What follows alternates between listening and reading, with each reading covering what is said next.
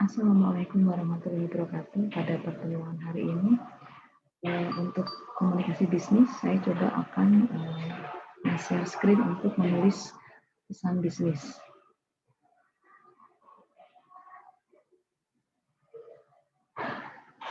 Pesan bisnis ini yang awal harus kita lakukan adalah yaitu pastinya kita harus merencanakan apa saja yang menjadi ide utama daripada penyampaian pesan bisnis itu sendiri untuk mempermudah bagaimana tujuan komunikasi bisa dicapai dengan baik antara partner bisnis kita.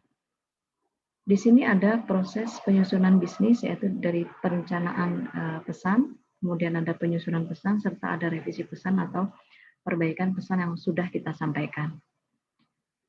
Untuk perencanaan pesan di sini adalah ada bagaimana kita mau menentukan tujuannya, jadi tujuan pesan itu untuk apa, kemudian ada analisis audiens, kita memilih audiensnya itu siapa saja, kemudian ada penentuan ide pokoknya, apa yang akan kita sampaikan daripada beberapa pesan yang akan kita coba sampaikan kepada rekan bisnis atau partner kita.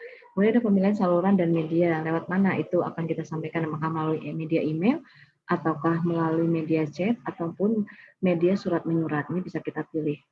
Kemudian di sini adalah penyusunan pesan. Penyusunan pesan ini ada dua kegiatan, yaitu mengorganisasikan pesan, artinya pesan itu lebih ringkas, logis ya, tidak terlalu panjang ataupun tidak terlalu pendek juga sehingga dapat dipahami. Kemudian adanya ide-ide yang bisa dikelompokkan, serta manfaatnya yaitu membantu audiens tentunya memahami, menerima pesan, membagi waktunya, menyederhanakan tugas komunikator, dan mempermudah tugas daripada komunikator itu sendiri.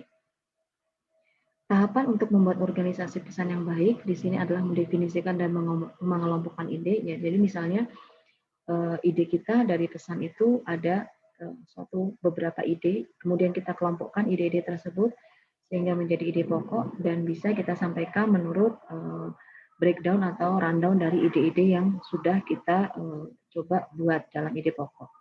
Kemudian di sini ada cara menentukan urutan dengan rencana organisasional, lebih kepada pendekatan induktif dan deduktif. Di sini pola pengorganisasian pesan yaitu ada permintaan langsung ya, ada bad news, ada pesan persuasif yaitu pesan yang bersifat mengajak ataupun membujuk.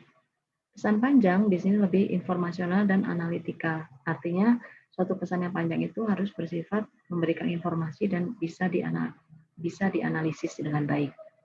Kemudian ada memformulasikan pesan, di sini ada konsep awalnya atau draft, kemudian ada gaya dan tekanan, artinya beberapa penekanan untuk memberikan suatu penegasan dan keterangan atas suatu hal yang tidak dimengerti oleh audiens ataupun penerima pesan.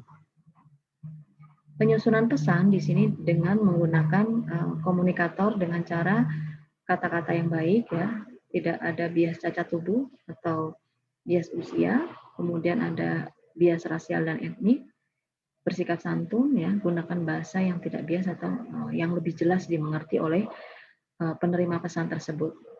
Revisi pesan ini lebih kepada bagaimana suatu pesan itu dikaji ulang ya, karena mungkin tidak adanya pemahaman antara audiens, kemudian adanya detail yang kurang disampaikan, itu bisa direvisi untuk pesan.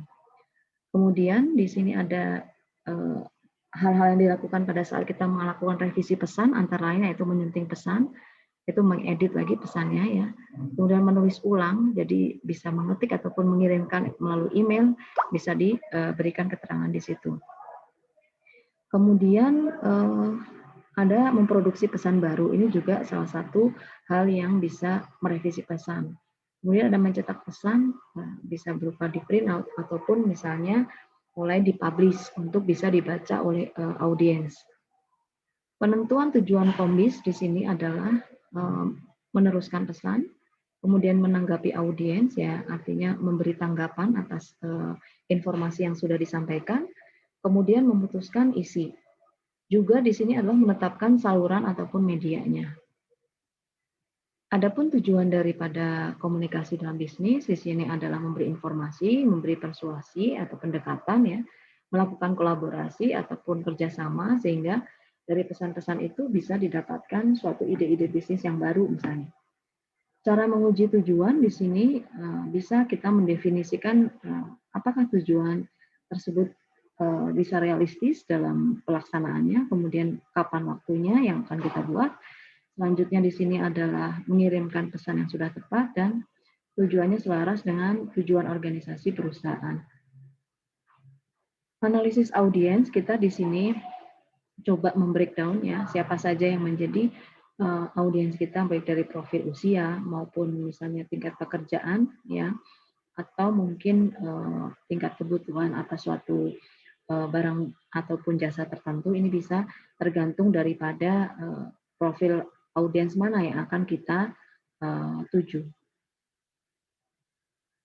Nah, untuk analisis audiens di sini juga memutuskan kebutuhan informasi audiens. Jadi, seberapa penting komunikasi ataupun informasi yang akan kita sampaikan tersebut untuk audiens. Ya. Kalau misalnya hanya ide-ide saja, tidak perlu terlalu detail, jadi bisa dipilihkan untuk audiensnya. Jadi, berapa lama durasi waktu yang dibutuhkan tentunya. Kemudian juga melakukan pendekatan secara rasional dan emosional. Di sini lebih kepada bagaimana mengubah perilaku antara audiens tersebut. Selanjutnya di sini lebih kepada praktikal daripada audiens ya, bagaimana pesan itu bisa disampaikan dan bagaimana bisa diterima secara komunikasi lisannya. Kemudian ini juga bisa memberikan motivasi kepada audiens ya, bagaimana pesan itu bisa memberikan suatu keputusan apakah informasi yang diterima telah jelas untuk audiens tersebut dalam penerimaan pesan yang disampaikan oleh kita. Ide pokok di sini lebih kepada pernyataan tentang suatu topik yang menjelaskan isi dan tujuan dari topik tersebut. Jadi apa saja sih yang akan kita sampaikan ini lebih kepada ide pokoknya. Kemudian cara penggunaan ide pokok ini ya bisa melalui brainstorming atau bertukar pendapat atau bertukar pikiran. Bisa melalui diskusi atau FGD ya, forum group discussion. Ini bisa dilakukan juga. Selanjutnya bisa melalui kuesioner maupun adanya responden yang menjawab pertanyaan-pertanyaan kita seputar ide-ide yang akan kita sampaikan juga melalui surat kabar atau media-media online yang ada di sekitar kita juga. Kemudian adalah pemilihan saluran dan media. Di sini bagaimana kita bisa memilih media yang tepat untuk penyampaian informasi yang akan kita sampaikan. Bisa dengan lisan maupun dengan tertulis tentunya. Dan apabila itu tertulis, apakah bisa dijangkau oleh orang banyak ataupun tidak. Ya. Mungkin sekian untuk presentasi hari ini. Terima kasih atas perhatiannya. Wassalamualaikum warahmatullahi wabarakatuh.